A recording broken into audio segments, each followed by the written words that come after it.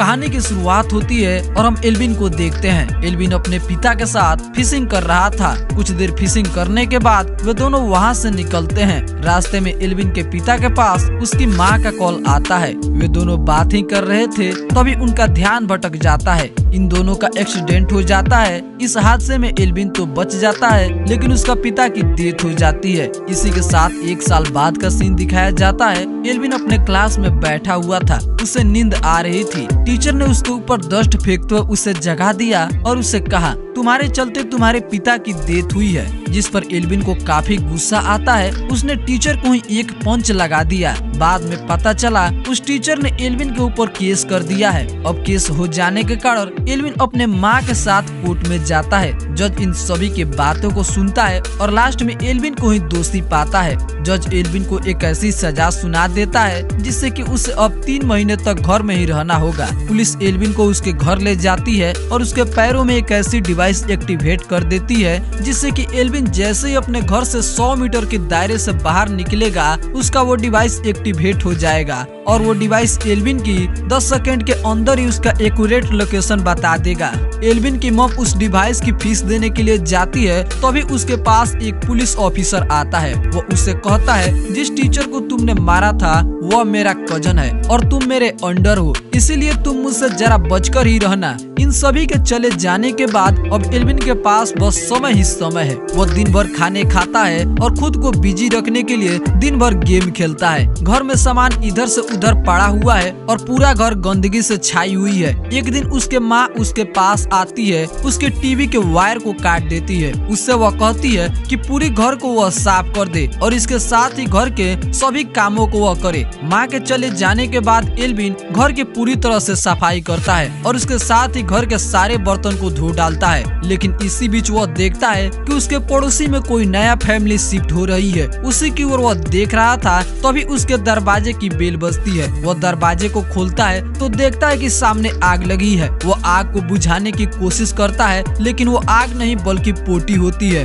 पोटी उसके पैरों में लग जाती है। ये सारा काम उसके पड़ोसी के कुछ शरारती बच्चों का है। वो उन्हें दौड़ाने की कोशिश करता है, लेकिन इसी बीच वो 100 मीटर की दायरे से बाहर चला जाता है। उसका वो डिवाइस एक्टिवेट हो जाता है और यहाँ पर तुरंत पुलिस पहुँच जाती है। पुलिस एल्विन को दबोच लेती है और वो नया फैमिली शिफ्ट जो हो रहा था उसमें एक लड़की भी थी। उसका नाम एस्ली था। एस्ली उसे देखकर वहाँ से चली जाती है। अगली सुबह एल्विन एक रस्सी को लेता है और अपने घर को 100 मीटर के दायरे में राउंड करके उसे वह बांध देता है, जिससे कि वह जब भी घर से बाहर निकले तो वह 100 मीटर की दायरे को पार न करे। इसी के साथ एल्विन अब एस्ली पर भी ध्यान देने लगता है। वो अपने खिड़की से उसे देखता है। एस्ली अपने कार से बाहर निकल रही थी। कार से बाहर निकलने के बाद वो अपने रूम में चली जाती है। केल की खिड़की से उसका रूम साफ साफ दिखाई दे रहा था। उसे वो अपने दूरबीन से देखने लगता है, लेकिन तभी उसके दरवाजे की बेल बजती है। इस बार उसका दोस्त टॉय वहाँ पर आया था।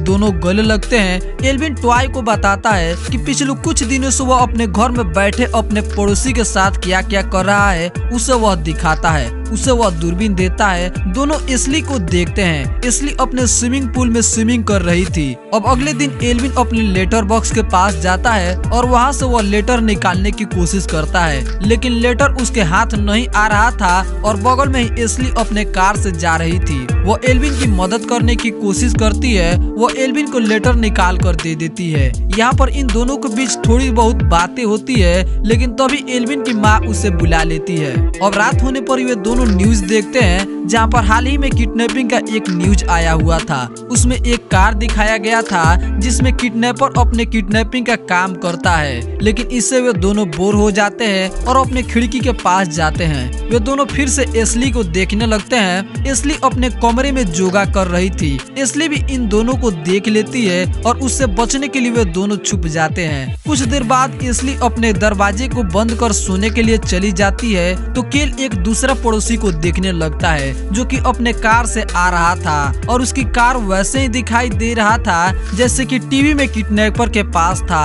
अब एल्विन डिसाइड करता है कि वो अपने पड़ोसी पर नजर रखेगा।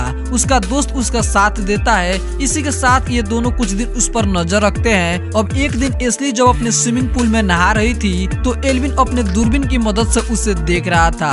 वो अपने दोस्त को भी उसे दिखाता है। वे दोनों उसे देख ही रहे थे तभी एस्ली इन दोनों को देख लेती है।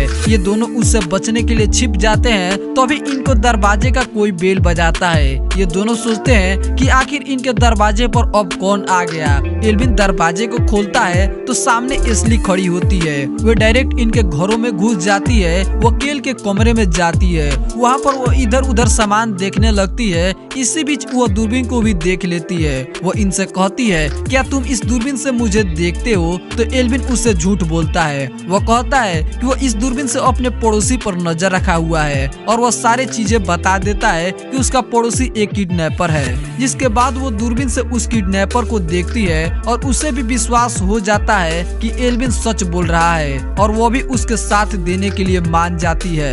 अब उसी रात वे तीनों उस पर नजर रखने के लिए एक साथ रुकते हैं। वे उसके दरवाजे के सामने एक कैमरा भी लगा देते हैं जिससे कि उसके हर मोमेंट को वो रिकॉर्ड कर सके।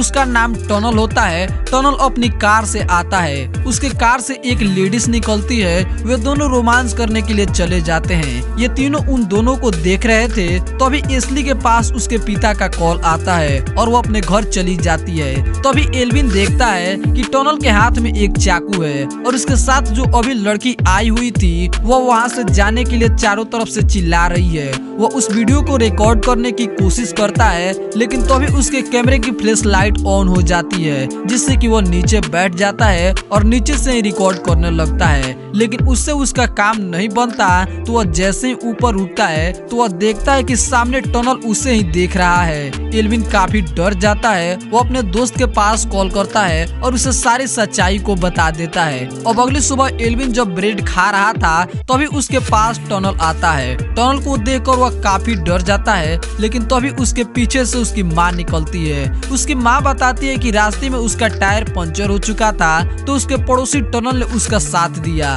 और साथ ही टनल एल्विन की माँ को रात को डिनर के लिए इनवाइट करता है। उसी रात एस्ली की घर भी पार्टी होती है और एल्विन के लगे पैर में ट्रैकर के कारण वो वहाँ पर नहीं जाता है। अब एक दिन एस्ली टनल के खिड़की पर देखती है जहाँ पर खून के धब्बे पड़े होते हैं। वे उस पर रिसर्च करना जारी कर देते हैं। तभी वह देखते हैं कि टनल एक बोरे में कुछ सामान निकाल कर वहाँ से ले जा रहा था। वे उस पर नजर रखने लगते हैं और अगली सुबह ही एल्विन अपने दोस्त को टनल के कार में कैमरे फिट करने के लिए भेजता है। उसका दोस्त उसके कार में कैमरे तो फिट कर देता है लेकिन अपने मोबाइल को वहीं पर छोड़कर चला आता है। अब रात होने पर वो अपने फिर से मोबाइल लेने के लिए कार में जाता है और बाहर से एल्विन दूरबीन से उस पर नजरें रखा हुआ था लेकिन तभी वह देखता है कि उसका दोस्त एकदम चुप हो गया और वो कुछ भी नहीं बोल रहा है। इसीलिए वो अपने दोस्त को बचाने के लिए 100 मीटर के दायरे को पार कर जाता है और पुलिस वहाँ पर पहुँच जाती है। पुलिस एल्विन को पकड़ लेती है तो एल्विन कहता है कि उसका दोस्त इसी बेसमेंट में फंसा हुआ है और यह आदमी एक किडनैपर है। पुलिस उसकी बातों पर विश्वास नहीं करती। वो उसके बेसमेंट में जाती है।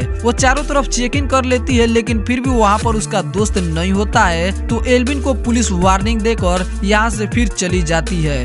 अब इस बात को लेकर एल्विन की माँ काफी दुखी होती है और वह टनल से माफी मांगने के लिए उसके घर आती है। लेकिन तभी एल्विन को पता चलता है कि उसका दोस्त कब का ही वहाँ से निकल चुका है और वह उसके द्वारा रिकॉर्ड किए गए वीडियो को देखने लगता है जिसमें वह देखता है कि एक महिला जो कि काफी दिनों से मिसिंग है वह उसी के बेसमेंट में फंसी हुई है। इसे वह देखकर जान जाता है कि टनल ही किडनैपर है। लेकिन तभी टनल के पास एल्विन की माँ होती है। वह उसे बेहोश कर देता है। बेहोश करके वह एल्विन के घर आता है। उसके दोस्त को मार कर भी उसे बेहोश कर देता है। इसके बाद वो एल्विन के पास आता है।